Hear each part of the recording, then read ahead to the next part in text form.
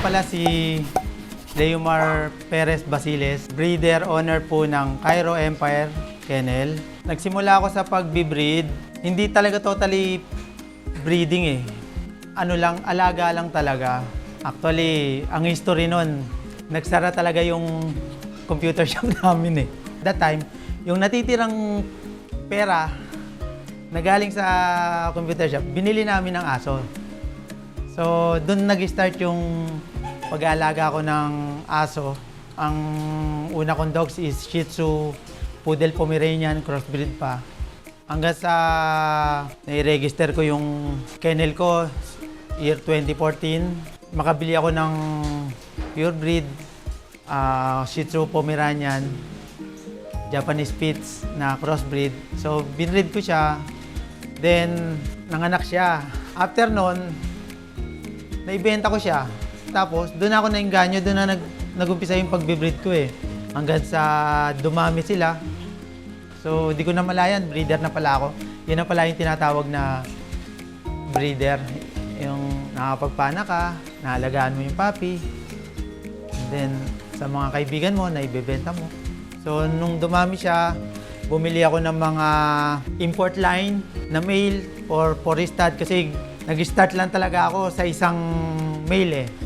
So, nainganyo akong bumili ng mga quality hanggang sa hindi lang pala ako nag-breed, kundi nagpapaganda rin ako nag-upgrade din ako ng lahi ng Shih Tzu. Kumbaga, mula sa kulay hanggang sa face value. Bago mo pasukin yung pagbe-breed, kailangan dog lover ka eh. Hindi ka magsasucess sa pagbe-breed kung ang tingin mo sa kanila is pinagkakakitaan lang. So dapat may puso rin.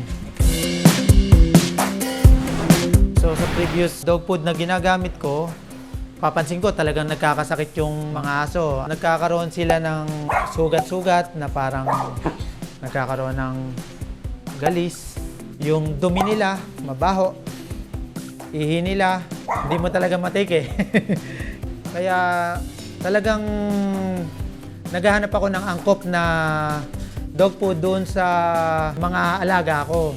So, meron tayong kaibigan na nag-encourage sa akin na etong dog food na to, isubukan mo. Yun nga yung Value Meal.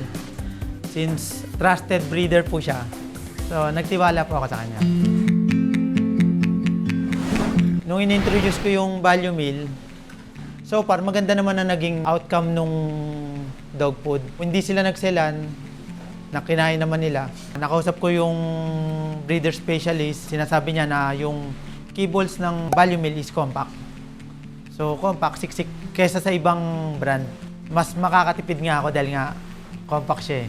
Sa presyo, hindi ganun kabigat, pero sa ganda ng dog food, sa nutrients niya, na-meet niya yung standard na hinahanap ko.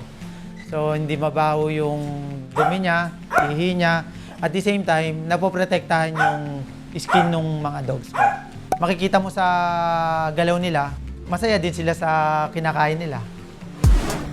Sa mga co-breeder ko, sa mga dog lover, in-encourage ko kayo na itry nyo, subukan nyo yung Value Meal. Kasi bilang breeder, nagamit ko siya sa loob ng 3 taon. So, sa loob ng 3 taon na yon, wala akong masabing bad feedback o may nangyari sa dog about sa balat nila. Again, I'm Leomar Perez Basiles, breeder, owner po ng Cairo Empire Kennel. Gusto ko lang i-promote yung mga quality Shih Tzu, puppies, and stud. Punta lang po kayo sa Facebook ko, Leomar Perez Basiles. Sa Facebook page ko, Cairo Empire Kennel. Yun, by this year, lilipat na po ako sa bago kong kennel located at San Jose del Monte, Bulacan. Sana suportahan nyo po yung kennel ko.